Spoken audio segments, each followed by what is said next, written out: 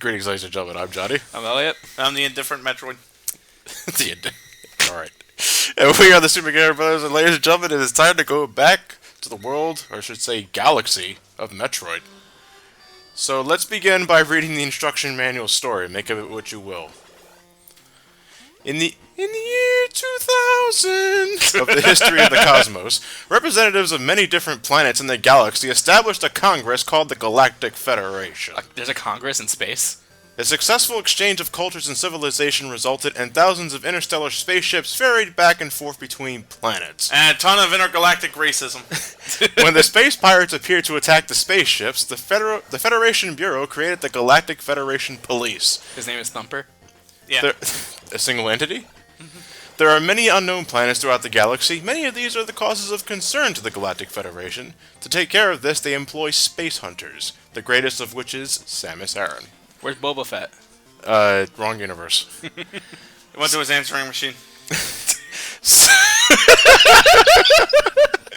Samus's greatest achievement has been the destruction of the pirates' Metroid plans on planet Zebes. So apparently she's now used to her diplomacy tactics. I don't know why, but like if Boba Fett were to have an answering machine, he just hears it ring twice and then just presses it. All you hear is heavy breathing. In the year 2000 X5, well, this is better than Mega Man. They actually got a last digit for that one. An unknown life form was discovered on planet SR388, the planet we are running in right now, by a Galactic Federation deep space research ship. The research crew took a sample of the creature and placed it into suspended animation stasis capsule and dubbed the life form Metroid, what we just killed right there, an advanced form of it. On their way back to their home base, the research ship was attacked by pirates who stole the stasis capsule containing the life form. Pirates! The Metroid in suspended animation could easily be brought back to life, and exposure to beta rays was all that was needed to cause it to multiply. Which is why is beta rays space farts or something? Maybe, but that explains all the Metroids in Mother Brain's base. Does it? Yes. That explains the Big Bang. They took a Metroid from planet SR388, exposed it to beta rays, and it multiplied. Does beta rays work that way? No Nanomachines, son. Nanomachine, son it is. Yeah. Fox die. On their way back to their home base? No, I read that already. The Metroid in suspended animation could easily be brought back to life, and exposure to beta rays. I said that already too. Anyway, it can cling on to any other creature and suck away its victim's energy. Samus, by order of the Galactic Federal Police. So they're space vampires. In a sense. Space vampire jellyfish. Gotcha. Okay. After a series of intense battles, Samus destroyed all of the Metroids she encountered. Her destruction of the reactivated Mother Brain of the center of the fortress crushed the pirates' evil plans. How do you reactivate Mother Brain? Like, oh wow, that's a big fucking brain. Is there like a button that you press? I guess. I can get into that later. After serious consideration of how terrible and destructive the Metroid life form was, the Galactic Federation sent another research ship How long is this? to SR388. Well, about 2-3 pages in. Because scientists, because you know how the scientific process goes, you have to constantly retest your theories over and over again. Lives or administrative costs be damned. You mean the scientific method? Yeah. This trip was to make sure there were no more Metroids left on the planet. Because fuck it, you're all dangerous. Genocide.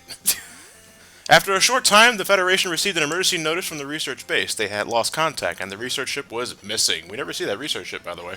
I imagine. It probably turned into another Metroid. Beta rays and all.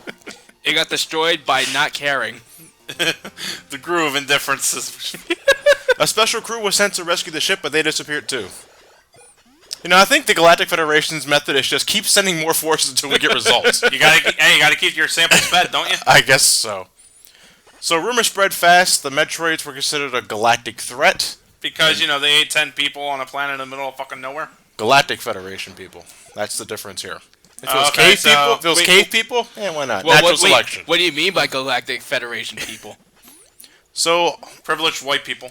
the Cliff Notes version, Samus was sent to planet SR388, the planet we're running in right now, to eradicate every last Metroid, all 38 of them. 39, actually, we already killed one earlier, to make sure they can never be a threat to anyone ever again. I.e., space pirates. Yeah. Because apparently if we can't profit off of them, the space pirates shouldn't either. Nah. Is there a space Captain Jack Sparrow? No, Ridley, I guess. If we're going to talk about main characters, I don't see Ridley as a trickster. No. Yeah, he does. He always comes back. Oh, that tricky double. Yeah, okay. Your definition of trickster is different than mine, then. Okay, then. Well, ladies and gentlemen, we are back in the Metroid universe with Metroid 2 Return of Samus. Not the I already Return. had a whole lot of questions to ask you, all of which I now can't ask because the monsters are already gone. Okay, well, Matt, we have 38 left. Oh, fuck me. As you can tell. By the way, I'm jumping ahead of here. Alright, here's question 1. Why does everything look so black and white? Because it's a Game Boy game, man. You want to explain why it is? Oh, why? Because it's a Yeah. Game Boy game. You gonna get any color in this one? Well, Metroid 2 Return of Samus was one of those Game Boy titles that was heavily marketed with the Super Game Boy. In fact, those that watched my review on Some Call Me Jenna realize that's what I used to review Metroid 2 Return of Samus. But here, that comes up with a problem. Because if you're using the Super Game Boy to record Metroid 2 off your console, you have the game screen, and you have a really big fucking border that you can't turn off that lets you know that you're playing this on the Super Game Boy, i.e. watch our Brain Scratch commentaries, commentary of Super Mario Land to know what I'm talking about. Would that really have been so obnoxious here? Yeah, in a sense, because you're watching a 4:3 ratio screen with an even smaller screen in the center of it. Okay. So I try, and apparently replicating the Super Game Boy colors for a Metroid 2 ROM on an emulator is really hard to do. The most you can get is by replicating the colors you can mimic by plugging it into a Game Boy Color. You know how like Pokemon Red and Blue had different palettes when you did that? That was the closest you can get. But that was very monotone, and I figured there just wasn't really any point to it, so I'm going to show off Metroid 2 Return of Samus the way it originally was in 1991, black and white. So you copped out. More like I'm sticking to its original source. You copped out. Hey, whatever you want to call it, I don't care. Alright. But, I don't blame you, though. he'll get to After a choose- while, I'd it- be irritated. So like you just got 2 items, right? From Chuzo, Yeah. from Chuzo. Chozo statues. Chuzu's guacamole. Now I want to. Now I'm going. When I get home, I'll have a Mexican tonight. Whoa. Okay, so what I just did right there is talking about gameplay Oh, mechanics. Johnny. Yo. That's a knee slapper. I meant. Oh, John, I meant to. you slay me. Yeah. Anyway, what were You we really saying? knocked me dead. No, because now I forgot what the fuck it was. That's why I slapped my knee in the first I'm place. sorry. I had something to ask you, and I forgot what the hell it Brave was. fart. That's okay. It's fine. Well, let me go into Keep going.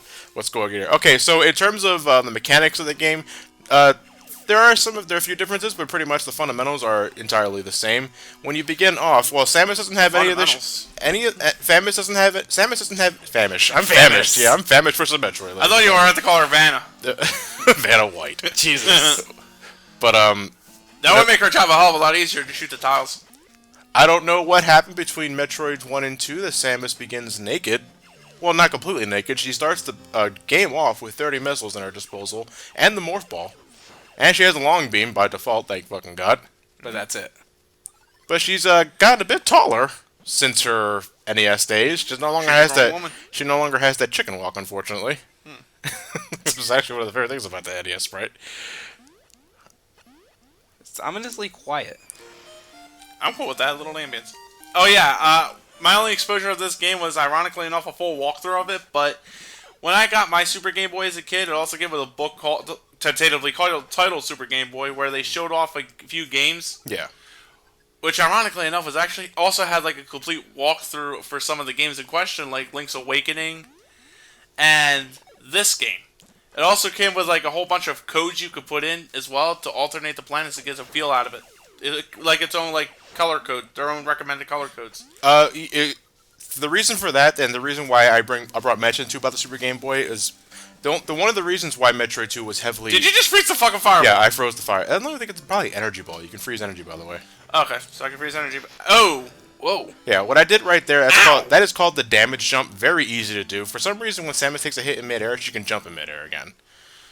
Not really. I mean, I guess it's glitch exploitation. Because I couldn't really see It's myself. abusable, but only for the sake of getting to a higher area faster.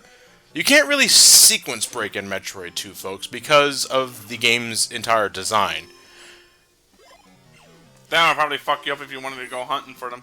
So, what exactly are we doing here? Well, as we said in the plot summary, I guess you could count it as that. We're here to eradicate all the Metroids. Genocide. Yeah, in Pretty a much. sense. No, not in a sense. That's exactly what it is. It's genocide. Yeah. But it's for the sake of the galaxy. The galaxy that, because apparently we're going to appoint 10 people to take charge and protect the entire fucking cosmos, right? We'll do what we can. I would have thought, this thing killed 10 people, let's not fuck with them. But these Metroids are not the Metroids we are used to. For one thing, they have evolved. There are different forms, I remember that much from this game. Yes, and we'll see all of them as we play along this game. I would hope so, you need to kill them all. So remember, Metroids were those, as Matt would describe them, as vampire, whatever. Space vampire jellyfish. Space vampire jellyfish at the end of the last game. That we only encountered them in Mother Brain's base, but they were a force to be reckoned with because if they latched onto you, they can suck out your life force, and you can only kill them by freezing them with the ice beam and packing them full with 5 missiles. However, upon evolution, they've lost that. They lost that weakness. You can't freeze them anymore. Now they're just weak to missiles. So this right here is the Alpha Metroid. Right. The first of many. Because that counter is not an exaggeration. That counter will reach 0 by the time we get to the end of this game. It's supposed to. With that said, this playthrough is a 100% walkthrough. It's also post-commentary because Metroid 2, out of all of the Metroids, not counting Prime Hunters and Pinball, is the Metroid I had the least amount of experience with. I was about to say this better not be you complaining about backtracking. You backtrack quite a bit in these kind of games. Well, in terms of the overall structure of Metroid 2, you have to Planet SR388. I guess I haven't really compared map sizes. I really should just bring on a world map. I think it's slightly larger than Planet Zebus as a whole. No, but really? the problem here is that, well, the problem or the issue I should say at hand is large sections of the map are blocked by lava. If you want to lower the floor is lava? Yeah, the floor is lava, quite literally.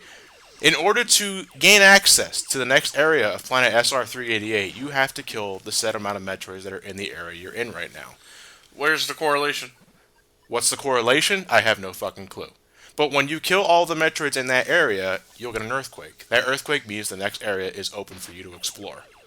So, in a sense... No, not really in a sense. Metroid 2 is definitely more linear than Metroid. Because you can only go in this way at the specific time. There's nothing stopping you from backtracking to older areas. I guess if you want to get a missile pack that you forgot, or energy tank that was didn't really cross your mind at that point in time. But if you know what you're doing, you really have to only travel through every area at once, with little to no backtracking. Which I'm doing, for the most part. I believe I am. This is the fastest I ever completed Metroid 2. Thanks to... And there was a lot of... 7 days. There was a... no, actually, 1.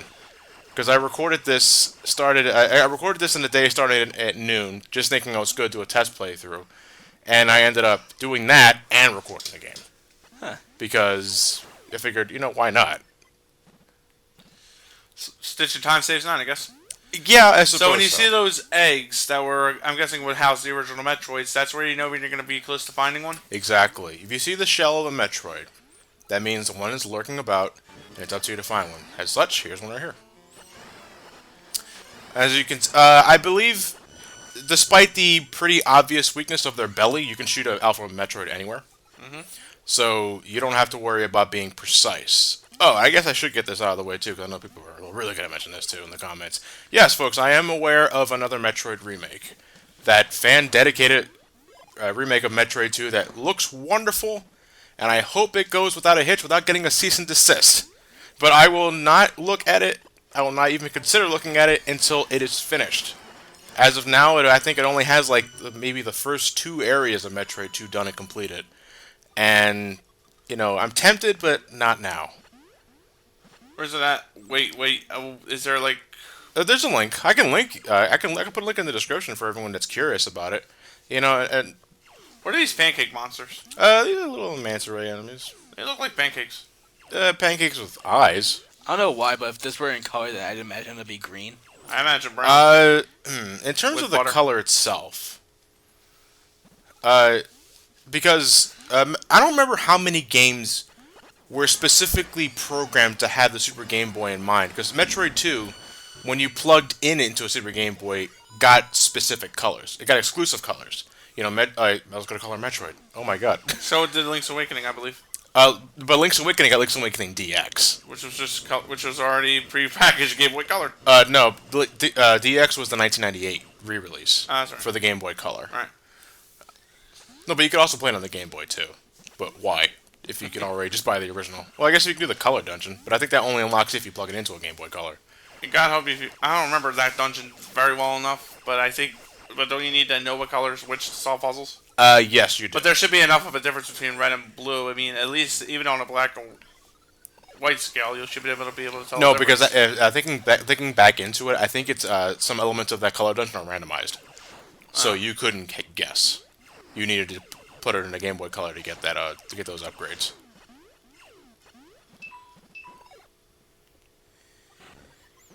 Was it? Yeah, that was your phone, right? It wasn't part of the background noise. It was the background noise. Yeah. And ladies and gentlemen, as you can tell just from the game itself, Metroid 2 is very quiet. Yeah. Very, very quiet. It has barely any background music except in key areas of the game. I mean, I guess for the ambience it could work, but I mean, both the ambience and I guess chip limitations. But after a while though, it just feels boring. I wouldn't say so much chip limitations, Matt. This was intentional, no doubt.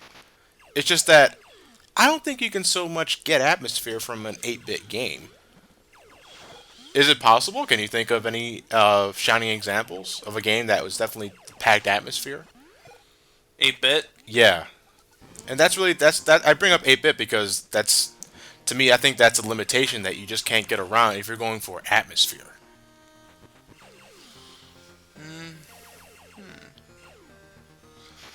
Dead offhand, I couldn't tell you. Dead offhand. Dead offhand, I can't think of anything either. Elliot, Nope. Anything? I got nothing. I can't think of anything either. I mean, unless someone in the comments can write something. Oh, I'm pretty sure they can. Yeah, but I'm looking at the. I'm just looking at Samus' sprite now, and it's just a little odd because I can't help but think she's wearing some sort of Air Nikes. Reebok pumps. Reebok pumps. Yeah, this was the time they were popular. But anyway, now we are entering the second. No, I don't think it was the third area now, because this area is now available after the last earthquake we had. Oh, so you said Steam. Steam? Yeah, this area is now available on Steam. DLC. You're getting exclusive DLC. These little creatures are harmless. You stand on top of them and they sink. I honestly don't know why they're here. You're standing on their butts. So they're looking down. Okay. I honestly don't know why those are there. The sand won't kill you? No, the sand will not kill us. You can shoot through the sand, actually. And unfortunately, when you're low on health, you get that warning noise. Fortunately, it's not as annoying as the original NES game. But, you have the ice beam. Can you at least you said you can't freeze the Metroids, right? no. You can't freeze any Metroids in this game. Christ. They've learned. What do you mean they've learned? These are a different breed of Metroids, aren't they? This is only the beginning. Fuck. We'll see you guys for part 2.